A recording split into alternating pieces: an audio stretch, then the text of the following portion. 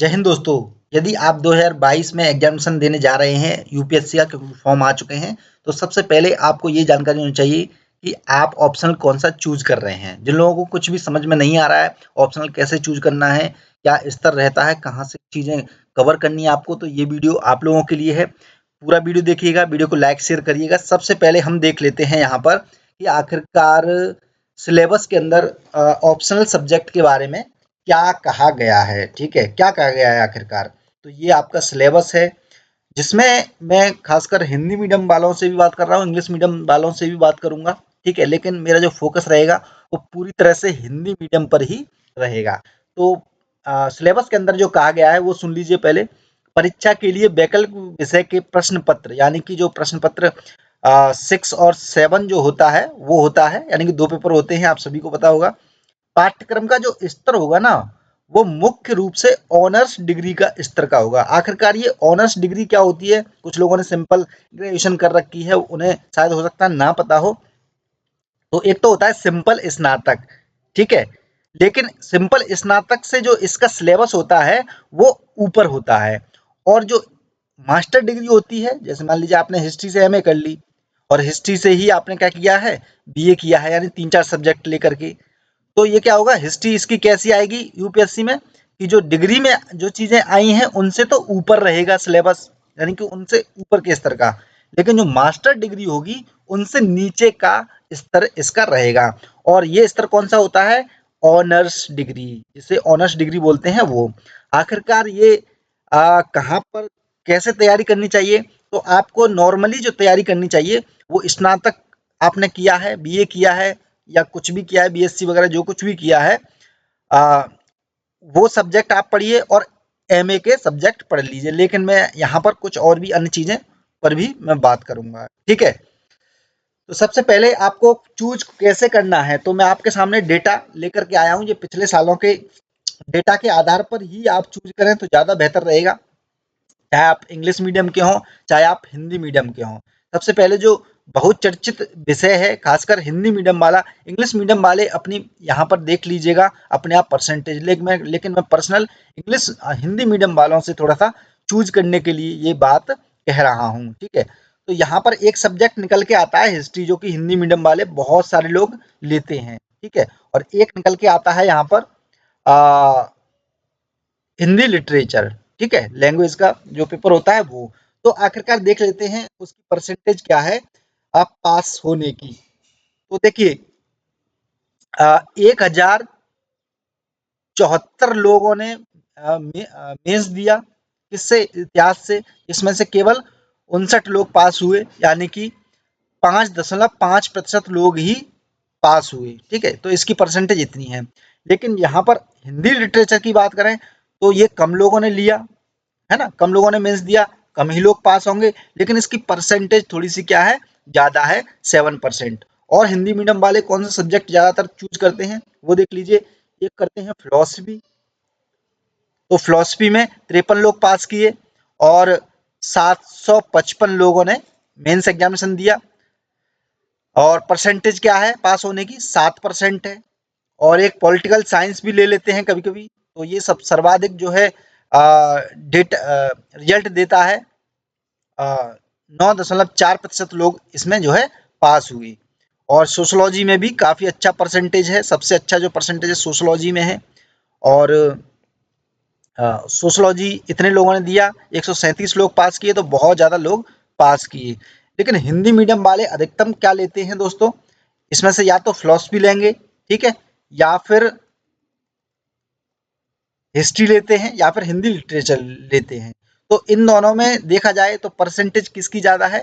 Philosophy की ज़्यादा है परसेंटेज। तो आप फिलोसफी भी चूज कर सकते हो, यदि आपके पास गाइडेंस मौजूद है, तो इंटरेस्ट हो तो फिलोसफिकल सब्जेक्ट्स में। मान लीजिए आपका नहीं है तो आप चूज कर सकते हो ये। लेकिन इतिहास जो है देखा जाए परसेंटेज के अनुसार तो उतना सेफ नहीं है जितना कि अन्य सब्जेक्ट। लेकिन इतिहास वाले निराश ना हो, उनके लिए सबसे बेहतर जो सब्जेक्ट बनने जा रहा है आने वाले समय में, वो बनने जा रहा है दोस्तों एंथ्रोपोलॉजी। एंथ्रोपोलॉजी आपने अभी तक इंग्लिश मीडियम वाले लोगों का ही सुना होगा कि इंग्लिश मीडियम वाले लोग एंथ्रोपोलॉजी लेते हैं, पास हो जाते हैं। लेकिन दोस्तों परसेंटेज इसकी देखिए बहुत ज़्यादा है, बहुत अच्छी है। और एंथ्रोपोलॉजी प्योर सब्जेक्ट है दोस्तों, इतिहास से जुड़ा हुआ, प्योर इतिहास से जुड़ा हुआ और सोशलॉजी से जुड़ा हुआ सब्जेक्ट है, यानी कि सोशलॉजी का भी पार्ट है उसमें। और लेकिन उसमें होता क्या है कि मानव से संबंधित चीजें बिल्कुल पढ़ी जाती हैं सारी, मानव के जो शुरू से लेकर के बिल्कुल। मैं अभी सिलेबस भी दिखा दूंगा आपको। तो जो लोग इतिहास रखा हुआ है, जिन्होंने जो सोच रहे हैं कि यार इतिहास बहुत लंबा है, तैयार कैसे करें, तो दोस्तों आज मैं आपको थोड़ा सा हिंदी मीडियम वालों को थोड़ा सा आगाह करना चाहता हूँ और आपको एक राह दिखाना चाहता हूँ कि आप जो है एंथ्रोपोलॉजी सब्जेक्ट चुन लीजिए। सारा मैटर मैं प्रोवाइड कराऊंगा आपको एंथ्रोपोलॉजी का प्योर हिंदी माध्यम में, और वो भी बेल जो टॉप यूनिवर्सिटी है उसकी चीजें। और जो बताया है ना ऑनर्स डिग्री, बिल्कुल ऑनर्स डिग्री का ही मैं आपको पूरा का पूरा प्रोवाइड कराऊंगा। तो हिंदी माध्यम के लिए एक अच्छी चीज है, यदि आप चाहें तो आप एंथ्रोपोलॉजी ले सकते हैं, एंथ्रोपोलॉजी ले सकते हैं। इसके पहले हम सिलेबस देख लेते हैं एंथ्रोपोलॉजी में। एंथ्रोपोलॉजी का सिलेबस देखिए यहाँ पर मिल जाता है। एक मिनट, ये कहाँ गया, ये है नृविज्ञान, जिसे बोला जाता है मानव विज्ञान, नृविज्ञान, मानव विज्ञान, इंग्लिश में एंथ्रोपोलॉजी। तो देखिए इस प्रकार के आपके सब्जेक्ट्स रहते हैं पेपर वन के अंदर। नृविज्ञान का अर्थ, विषय क्षेत्र, विकास, ठीक है। ये यहाँ पर चीजें हैं, इसका लिंक मैं डिस्क्रिप्शन कमेंट बॉक्स में दे दूंगा।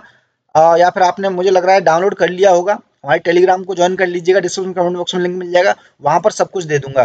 देखिए मानव का विकास के बारे में आप पढ़ते हो, डार्विन पूर्व, डार्विन कालीन और डार्विनोत्तर, इस प्रकार की सारी चीजें, ठीक है। वानर, नर वानर की विशेषताएं, ये सब कुछ बहुत सिंपल सी चीजें हैं। यानी कि इतिहास में आप क्या पढ़ते हो, जो लोग इतिहास लेते हैं, वो शुरुआत हो जाता है हड़प्पा यानी कि प्राग ऐतिहासिक काल से, लेकिन मेन जो शुरू होता है वो ऋग्वैदिक काल, हड़प्पा काल से ही प्रश्न अधिकतम बनते हैं। तो इसमें आपको क्या करना, प्रागैतिहासिक काल, यानी आपको थोड़ा सा और पीछे का इंटरेस्ट हो, आपको थोड़ा सा और इंटरेस्ट हो। इंटरेस्ट क्या है दोस्तों, इंटरेस्ट डेवलप हो जाता है जब कोई सब्जेक्ट ऐसा बनने जा रहा है हिंदी माध्यम के लिए। ये एक तरह से बहुत अच्छा सब्जेक्ट बन सकता है, बहुत अच्छा, यदि लोग चूज करने लग जाएं तो, क्योंकि इतिहास से बेहतर पड़ेगा ये छोटा सा सब्जेक्ट होता है, सिंपल सी चीजें हैं, इसके अकॉर्डिंग, सिलेबस के अकॉर्डिंग आप पढ़ते जाओगे, ठीक है।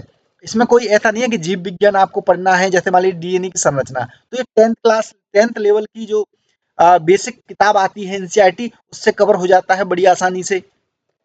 और जितनी भी ये चीजें हैं जो मैं आपको दिखा रहा हूँ यहाँ सिलेबस के अकॉर्डिंग, दोस्तों मेरे पास हैं इग्नो के नोट्स। दोस्तों यदि आप चाहें तो मैं आपको इग्नो के नोट्स ये प्रोवाइड करा सकता हूं, यदि आप हिंदी माध्यम वालों के लिए, क्योंकि ये मैंने बहुत मेहनत करी उसके बाद ये मंगवाया है। इग्नो का जो नोट्स है, तो इसमें सारा सिलेबस आपका पूरा टोटल कवर हो जाता है। लगभग 25 से 30 पीडीएफ है, लगभग 50-50, 100-100 पेजों की, 20-20, 30-30 पेजों की, एक एक टॉपिक वाइज दोस्तों सब कुछ आपको इसमें मिल जाता है। देखिए यहाँ पर जैविक मानव विज्ञान की समझ, ठीक है, परिचय, सब कुछ डिटेल में आपको सिलेबस के अकॉर्डिंग ही, जो यूपीएससी का जो सिलेबस है दोस्तों, वो क्या है, इग्नो का ही, इग्नो का जो सिलेबस है मैंने देखा था, बिल्कुल वही चीज है, सेम।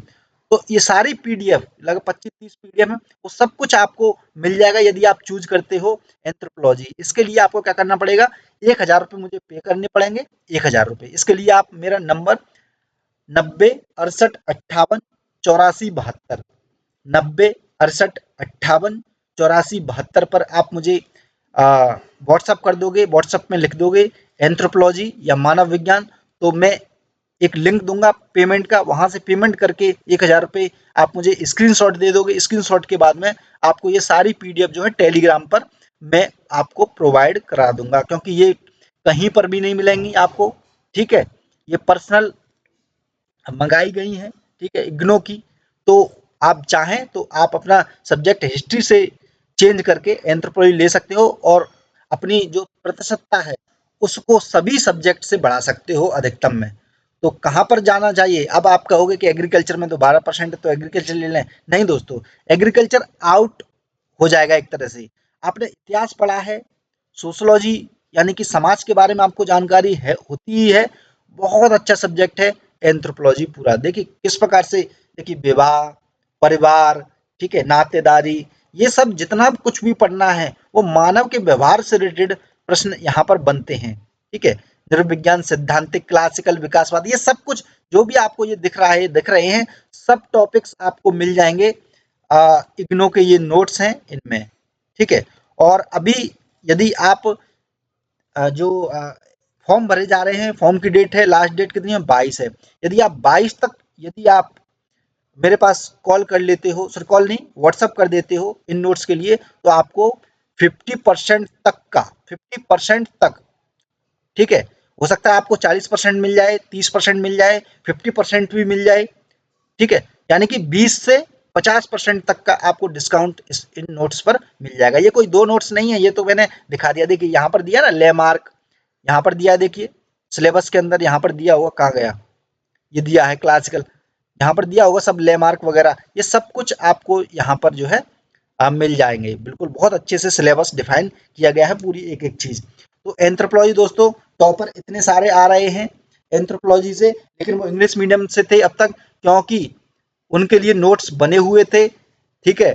यहाँ पर आपको मैं नोट्स प्रोवाइड करा रहा हूँ इग्नो के, हिंदी मीडियम के, तो आपको मुझे लगता है कि अपना जो ऑप्शनल सब्जेक्ट है, वो यदि सोच रहे हैं नए स्तर से करना है, या आपने हिस्ट्री रखा है, तो उसे चेंज करके आप एंथ्रोपोलॉजी भी ले सकते हैं, ठीक है। 500 रुपये में मैं आपको सारी 500 का मतलब ये है 50% डिस्काउंट पर मैं 500 रुपये में आपको सारी पीडीएफ जो है 25-30 पीडीएफ है, वो सब कुछ आपको प्रोवाइड करा दूंगा। तो इस वीडियो को लाइक कर दीजिए, शेयर कर दीजिए। मैंने आपको डेटा भी दिखा दिया, किस सब्जेक्ट में कितने हैं, आप और देख लीजिएगा, आप अपने मन से चूज किया कीजिएगा। लेकिन आने वाले समय में जो सबसे ज्यादा सिलेक्शन देने वाला सब्जेक्ट जो बन सकता है, वो बन सकता है दोस्तों एंथ्रोपोलॉजी, ठीक है। मेरे पास ये सभी अवेलेबल हैं, हिस्ट्री के भी अवेलेबल हैं, लेकिन वो तो मैं फ्री में भी करा दूंगा। लेकिन मैं ये चाहता हूँ कि आप ज़्यादा से ज़्यादा जो सिलेक्शन हो रहे हैं, कम लोग जहाँ पर बैठ रहे हैं, वहाँ कंप्लीट करें, ठीक है, वहाँ अपना कंपटीशन दें, तो सिलेक्शन होने की चांसेस आपके ज़्यादा हो जाएं, खासकर हिंदी माध्यम वालों के लिए। तो मुझे लगता है जिस प्रकार से आप लोग सोचते हो ना कि हिंदी माध्यम में हिंदी लिटरेचर अधिकतम लोग ले रहे हैं, देखिए 19 पास हो रहे हैं बस, समझ रहे हो, सिलेक्शन कितने हो रहे हैं, 19, समझ रहे हो। और इसमें कौन है, केवल हिंदी माध्यम वाले नहीं है, इंग्लिश माध्यम वाले 50% से ज्यादा लोग हैं इसमें। 19 लोगों में 8, 10, 5, 6 लोग ही हिंदी माध्यम के पास होते हैं, केवल हिंदी लिटरेचर लेकर के, ये ध्यान रखिएगा। तो ऐसा मत सोचिएगा कि हिंदी से ही सब हो रहे हैं। यहाँ देखिए 85 हो रहे हैं, लेकिन कम लोग बैठ रहे हैं यहाँ पर।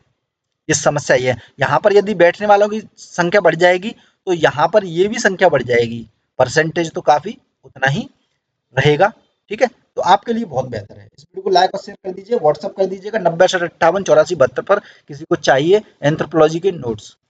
जय हिंद, जय भारत, धन्यवाद।